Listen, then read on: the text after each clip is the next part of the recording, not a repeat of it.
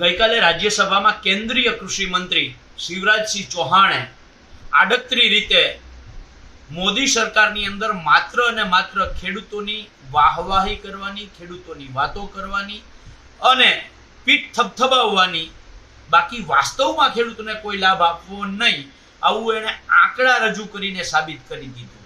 હારે હું એક બાબતે શિવરાજસિંહ ચૌહાણનો આભાર પણ માનું છું કે ગુજરાતની તમામ ટીવી ચેનલોમાં ડિબેટમાં બેસતા ભાજપના પ્રવક્તાઓને શિવરાજસિંહ ચૌહાણે ગાલ ઉપર થપ્પડ મારી છે. શિવરાજસિંહ ચૌહાણે જે ભાજપના પ્રવક્તાઓ ડિબેટોમાં કહેતા હતા કે કોંગ્રેસના સમયમાં કોઈ ખરીદી થતી નથી એમએસપી ના ભાવે, એમને થપ્પડ મારીને કહ્યું છે કે 2004 થી 2014 ની વચ્ચે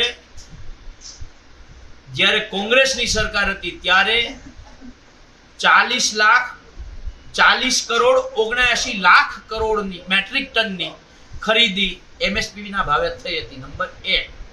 નંબર 2, શિવરાજસિંહ ચૌહાણે મોદી સરકારની મોદી ગેરંટીની ધજિયા ઉડાડી દીધી છે. એણે આંકડા રજૂ કરીને રાજ્યસભામાં કહ્યું છે કે જે મોંઘવારી વધે છે એ મોંઘવારીના વધારા સાથે જે ભાવ ખેડૂતોને વધવો જોઈએ એ મોદી સરકારે વધાર્યો નથી. જ્યારે 600% મોંઘવારીનો ભાવ માર વધ્યો હોય, ખેડૂતો ઉપર ઉત્પાદન ખર્ચની અંદર 600%નો વધારો થયો હોય, તેની સામે મોદી સરકારે માત્ર ને માત્ર 120%ના વધારા સાથે ખેડૂતોને એમએસપી નો ભાવ વધારો આપ્યો છે. એક બાજુ 600%નો 2004 થી 24 ની વચ્ચે ઉત્પાદન ખર્ચ વધ્યું, એની સામે ભાવ વધારો માત્ર 120% મોદી સરકારે આપ્યો છે.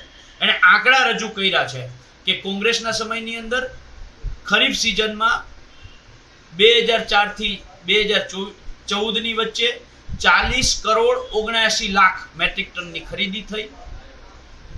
2014 થી 2024 ની વચ્ચે મોદી શાસનની અંદર 71 કરોડ મેટ્રિક ટનની ખરીદી થઈ.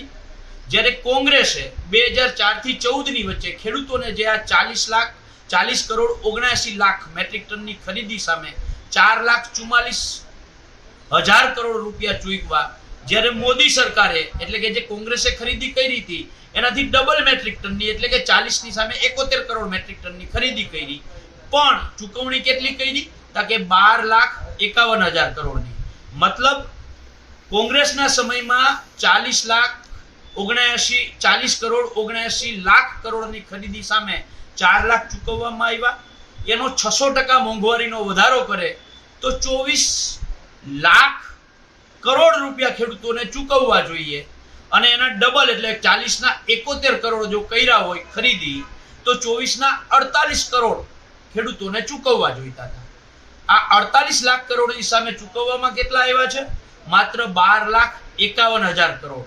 એટલે કેટલા ચૂકવવામાં નથી આવ્યા? બહુ સ્પષ્ટ છે. 48 લાખ કરોડમાંથી 12,51,000 13 લાખ કરોડ બાદ કરી દો તો 35 લાખ કરોડ રૂપિયા મોંઘવારીની સરખામણીમાં મોદી સરકારે ભારતના ખેડૂતોને ઓછા ચૂકવ્યા છે. આ રાજ્યસભામાં પરોક્ષ રીતે શિવરાજસિંહ ચૌહાણે સ્વીકારી લીધું છે અને એ સાબિત થાય છે. આ આંકડા એમણે આપેલા છે, એ આંકડા હું એમના જ લખેલા આંકડા અહીંયા લખ્યા છે, અને એ સાબિત થાય છે કે ખેડૂતોને હળહળતો અન્યાય આ નરેન્દ્ર મોદી સરકાર અને એની ગેરંટીઓના કારણે થયો.